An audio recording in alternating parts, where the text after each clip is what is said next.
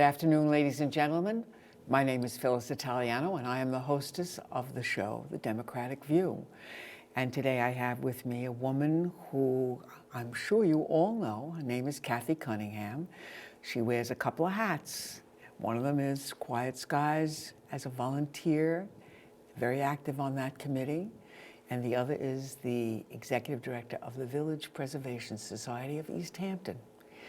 And the reason I have asked her to come today, which is my first show I'm doing since dear old Sandy hit, is about Sandy. I was very, very intensely hit by that storm, in that I was surged by LIPA and lost everything in my house except a few of my appliances, and went through quite a dramatic,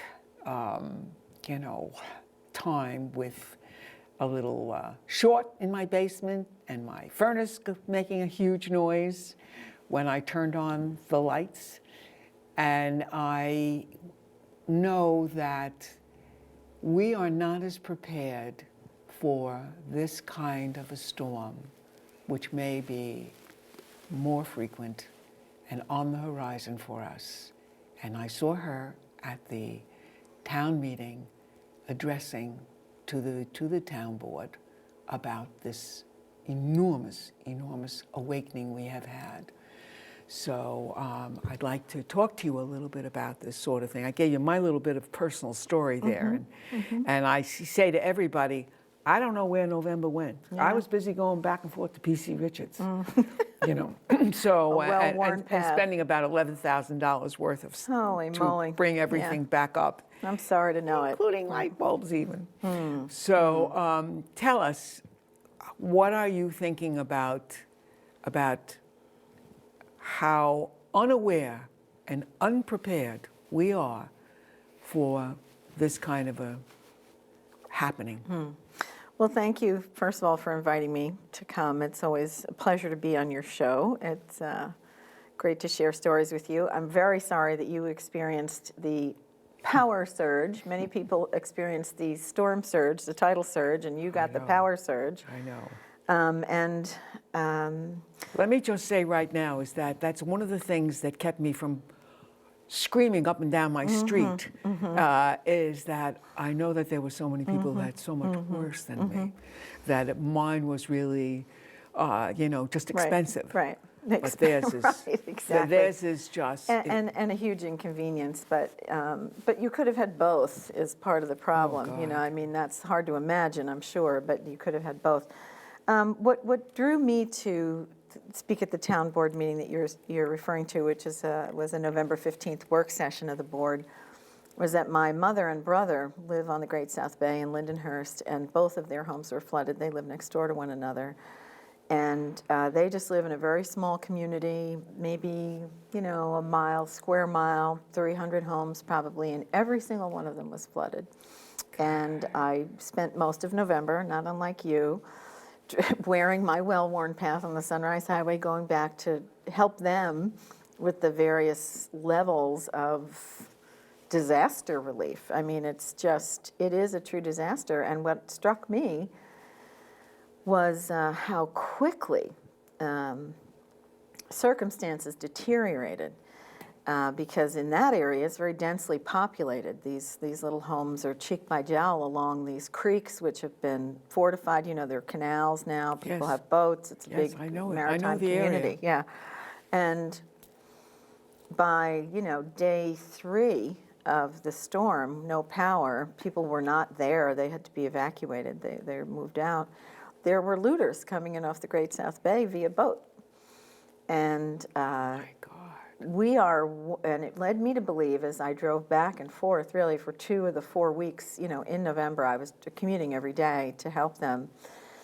And it was like going to a funeral every day.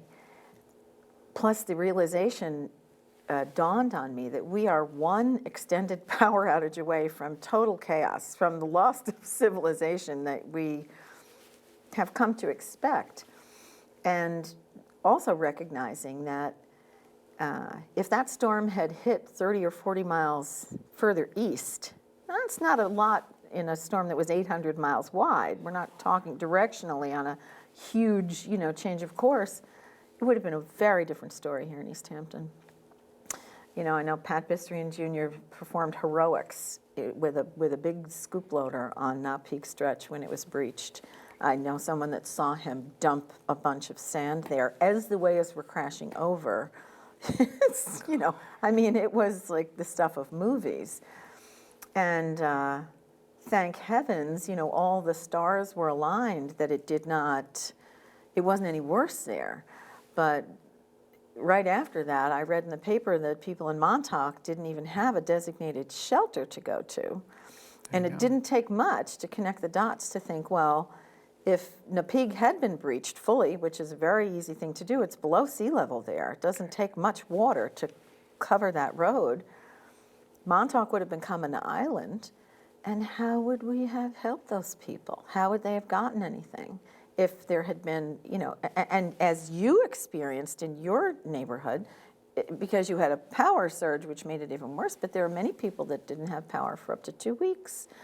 That's a long time to go without electricity. And the idea that there was not a designated shelter for the residents of Montauk was shocking to me, because they couldn't get to East Hampton High School. Those roads were closed, even if they decided to go to East Hampton High School. And we were reminded again of how unique our area is, how the 5 East End towns are just a different place than the rest of Suffolk County. The American Red Cross does yeoman work, excellent work, but they were only willing, as Supervisor Wilkinson later detailed, to set up one shelter. They were only capable of setting up one shelter, and that was chosen East Hampton High School. So if you weren't within easy proximity of East Hampton High School and wanted to evacuate, you couldn't really do it. And we don't have the density of population here in the off-season that folks where my mother lived, past tense, because the house is uninhabitable now. Oh my God.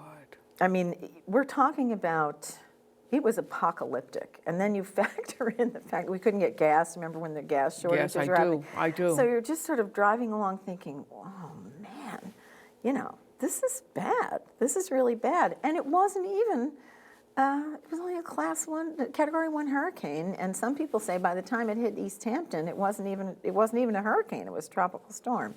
Now I know the storm surge was, 100-year quality, but you factor that in on top of Irene the summer before, where we had terrible damage from a tropical storm, wind damage, some people out of power, 8-10 days. Yes, I was. That was a year ago. But I left then. Right. Well, see, you knew enough to leave. But when I look at what my family is going through, and I look at my town, and I think, okay, well, how would we have handled that here? And I just, it's kind of jaw-dropping, because the emergency service, and this is not any kind of a slight on emergency services personnel, that's a different level of emergency. Those folks are wonderful. They put out fires. They carry us from terrible circumstances, take us to the hospital when we're ill. But when you have a storm like this, and you've got scores and hundreds of people that need help, it can't fall to the emergency services personnel. That's not what they're for. They're for particular incidents, not for a grand scale emergency. So I heard that one of the containers that the Red Cross had provided for food and so forth in the village was empty. There wasn't anything in it. Yes, I heard that So too. I just thought, well, this is the easy stuff. That's not the hard stuff. What is the emergency preparedness plan? So I went on the town website preparing for this program a little bit just to see, because I know they have one. It's just either they had it and they didn't implement it, or communications broke down to such a point that they were unable to implement it, which reveals a whole other level of preparedness, right? So Yes, it does.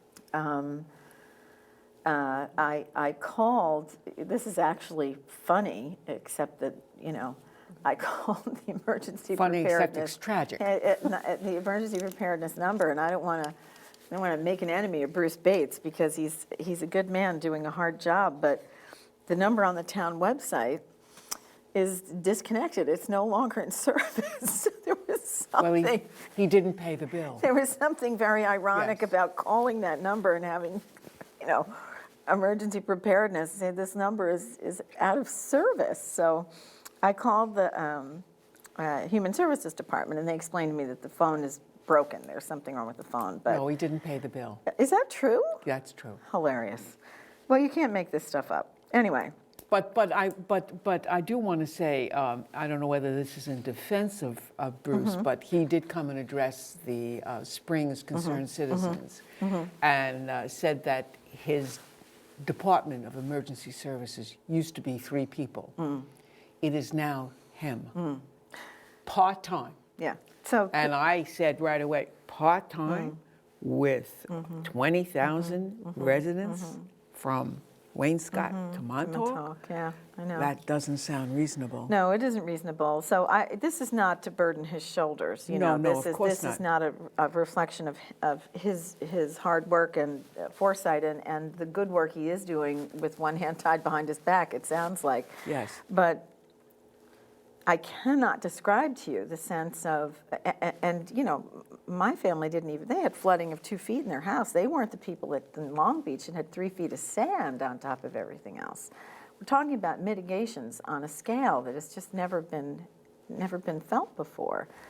So I did a little research on the FEMA website, and they have something which might be interesting for your viewers to review.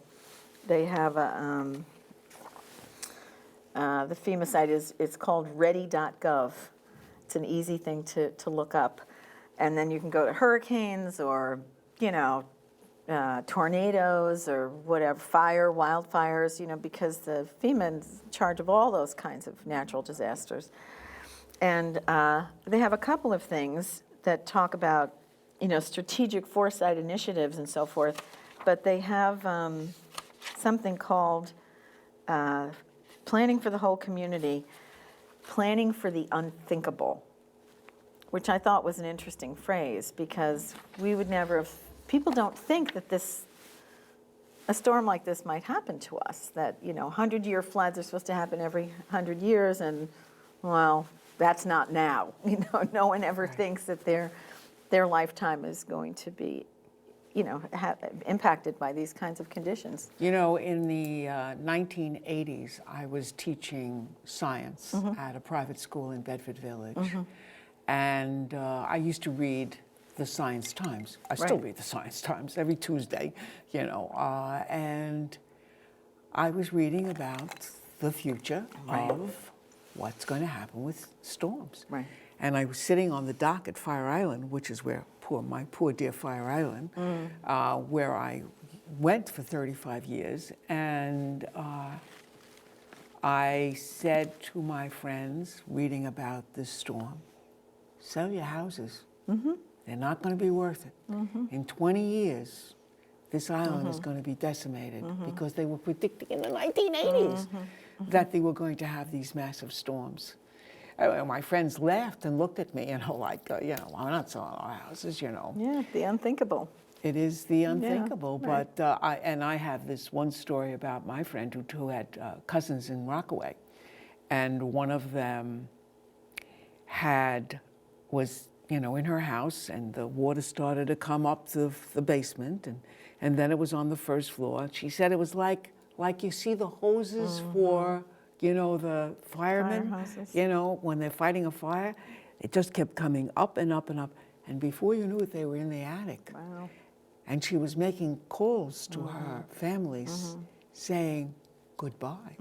She thought she was going to drown. She didn't think she was going to get out of it. I mean, it was, and it's going to happen again. There's no 2 ways that it's not going to happen again. Another story is a friend right out here, and I know of 2 people out here who are both married to husbands who are completely disabled, who don't get around. Right. And this woman sat alone in her house with nobody calling her, nobody knocking on her door, and She was just Yeah, stuck. I mean, we yeah, need to yeah. do this. There need to be lists of these Right, kind of people. right. We need to have some community organizations. And, I mean, even if the worst happens and the volunteers can't get out to everybody, we still have to have some kind of framework by which we can Exactly. operate. I couldn't agree more. And I suspect there is one that we just can't discuss in detail now because I couldn't find it or get it before coming on the show. But just to your point about disabled people, they do have an emergency assistance registry for residents with special needs. I know they So have that, and people- she got a call before. Okay. But after the storm, nobody Is knocked on her that door. right? Nobody Oh, knocked so on her she door. was registered. Oh, yes, Ooh, she that's was not good. registered. Well, it's also a function of not having enough staff. It's the Bruce Bates syndrome. There's not enough staff to do everything. I mean, we need to identify shelters in every hamlet. Each hamlet has to have its shelters. That's right. We are a long, thin peninsula here, and Montauk residents can't be expected to go to the East Hampton shelter, and just as we would not expect to have to go to a shelter in Montauk. I mean, that would be the craziest thing. Well, at 3 Mile Harbor, which is where I live at the end of 3 Mile Harbor, 3 Mile Harbor, it flooded too. And if I needed, I wouldn't have been able to Right. to get to anywhere. Right. No, they should have something for each hamlet. That's what I'm saying. Springs, Amagansett, and maybe more than one, because Springs is a big area, and densely populated. and the Northwest is a big area. So there's not, the high school wasn't really that centrally located. It was good for the village and people in the, the school district around that, but it wasn't so handy for everybody else. But how can people get to shelters? The other thing is, if the roads are closed, if there are trees down, what kind of transportation options do we have? That's a big issue. That's a really big issue. Having food and water available, specific medical needs. Specific. People that are diabetic or have certain physical conditions there has to be some sort of an emergency store of medicines, pharmaceuticals that people can get if they need them. Generally speaking, when a storm like this comes, we all know we're supposed to fill our prescriptions, get our bottled water, fill up the bathtub and so forth. Hey, But I did all that. I know, but I cooked and everything. I know. On your barbecue, probably, right? No, I cooked before, and I had Oh, okay, so I you had a had- cooler outside filled with ice, and I Great. put broccoli and soup and all that kind of stuff ready to Right. be able to take Right. out and last me for a couple Right. of days. Right. And Right. Well, it lasted you a couple did. days, but it didn't last 4 weeks. I mean, that's part of the trouble. There are alternatives. The other thing that was so astounding when we had these gas shortages was knowing that there was gas available, but it couldn't be accessed because there was no electricity. I mean, the LIPA story is a whole other thing, but a town like ours, we're at the end of the island, we're in a remote area, Yes. and there are alternative means of power that we can avail ourselves of. It would be very easy and not terrifically expensive for the town to get a few trailers with a 10 kilowatt system of solar panels on it that'll power any generator, a small generator, but a generator enough to pump some fuel. I mean, if we're so dependent on these resources, we have to find a way to connect those dots once the big switch is shut off. And there are ways to do it, but we haven't researched any of that. And I think, it's hard to wrap your head around it, and it's also hard not to feel like Chicken Little to say the sky is falling, but we have 2 storms of the severity that Irene as a tropical storm and Sandy as a Category 1 hurricane have wreaked such havoc on our community, one year after another, and we didn't even bear the full brunt of the storm surge out here. No. Then what can we anticipate going forward? And our beaches are, ravaged from the tides.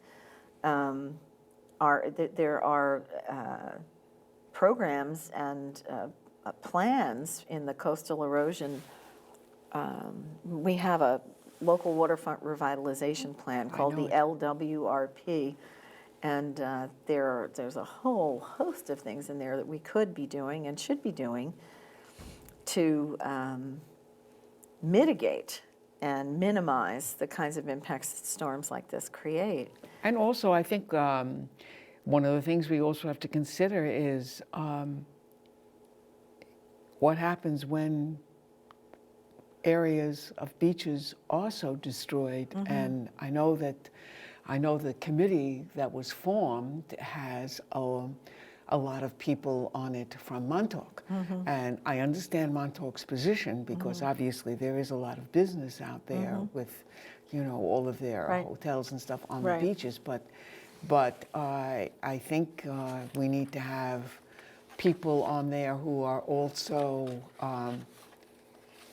see beyond the dollar. It's right. not just about the dollar right. sign, it's about survival. Right. And it's about being able to take care of the needs of mm-hmm. the people mm-hmm. while these, in the aftermath of something like this. I mean, if we were Lindenhurst or Rockaway mm-hmm. or mm-hmm. Some of those other places that were so badly hit, right. We need help. Right, right. There's no question about it. And there has to be a plan. Right, right. There does have to be a plan. And there are two pieces to this discussion. One is what is the, what are the coastal erosion issues how to address that, how to mitigate those. Exactly. And then the other is how to be prepared for the next one. Yes. And it's my hope that the town board will, take this shot across the bow seriously. And because these are the kinds of disasters where people lose their lives. We're not talking about the inconvenience of not having enough power, but someone who's dependent on, certain medical devices to live their lives and it's out of power for 2 weeks. I mean, it's not an insignificant thing. It's not just a matter of pulling out the board games and lighting the candles and sort of, riding out the days of no electricity. Yes, it's not just sleeping when the temperature's 49 degrees in your house. Exactly.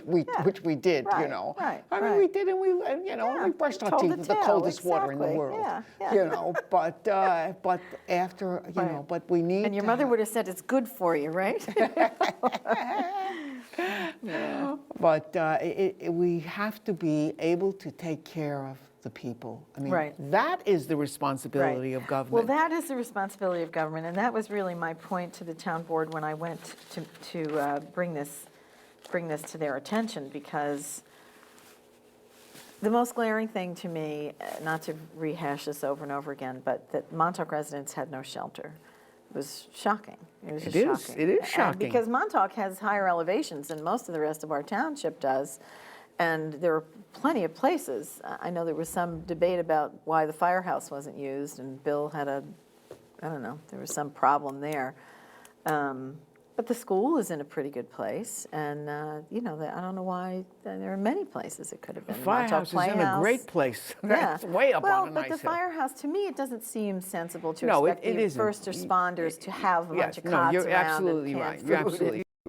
It should be kids schools. and dogs and whatever else. No, it should be schools. Yeah, schools are the place. Sense. I mean, after all, the schools, we pay our school taxes. Yeah. That's what the school should be used for. Plus, they have kitchens. They have facilities. That's right. There are lavatories and so forth. So if there has to be an extended period of housing for certain residents, they can be there. And that just seemed like the easiest part of it to me. To just designate what is the shelter. Now, I know that there's other infrastructure issues, and that funding from the Red Cross or support from the Red Cross is a way that, dealing with these natural disasters, the way the town board has approached it to this point. But I think Sandy has changed the rules of that game. We really need to just make our own plan. And if the Red Cross can supplement it or, give us other options, that's terrific. But in the meantime, we have to be more self-sufficient. Sandy has changed my life. Not only do I have to learn how to work all this new confounded equipment that I have, but I also, there's a scene in Gone with the Wind where she says, if I have to lie still Oh, yes, till, yes, I yes. will never go hungry. hungry Well, I again. say now, if I have to lie still till, I'll never be cold again. Right, right. Because the cold Oh, was yeah, that was a bad time. incredible. It was, and you know, it snowed up Island. They hit 6 inches of snow. I mean, know. it was just adding insult to injury. It just couldn't, you just kept thinking, can this get any worse for these people? You know, freezing cold, they had no heat, you know, no And power. also, many of them, their cars were flooded, Sure, and they yeah, couldn't they get couldn't around. get around, yeah. And you couldn't rent a car. You couldn't even buy a car. And at that point, Yeah. it was so bad. Yeah. Well, it brings up a point, it's interesting you should say that I think people need to consider. Some people didn't move their cars, you know, some people knew the area was going to be evacuated, and it's part of the whole, you know, hype that the Weather Channel and all these other people, you know, when we get these gloom and doom predictions about how bad a storm is going to be, and then it doesn't pan out, the Yeah. public loses faith in the prognostications of these weather people. But, you know, a lot of people didn't move their cars and they lost them, you know, so it was a gamble. Yes. Take a risk and you lose. It's a Well, big if you want to price talk about pay. what my mother would say, it is better to be safe than be sorry. Yeah, And I exactly. think we're at the stage now in East Hampton where we have to start to think about being safe. Yes, And absolutely. taking care of our people, because that's what government does. I know that's a shock to some people, but that's the role of government, is to take care of its people. You know, as an old history teacher, that's what I always told my students. That's what government does. That's why we have them. So anyway, thank you very much.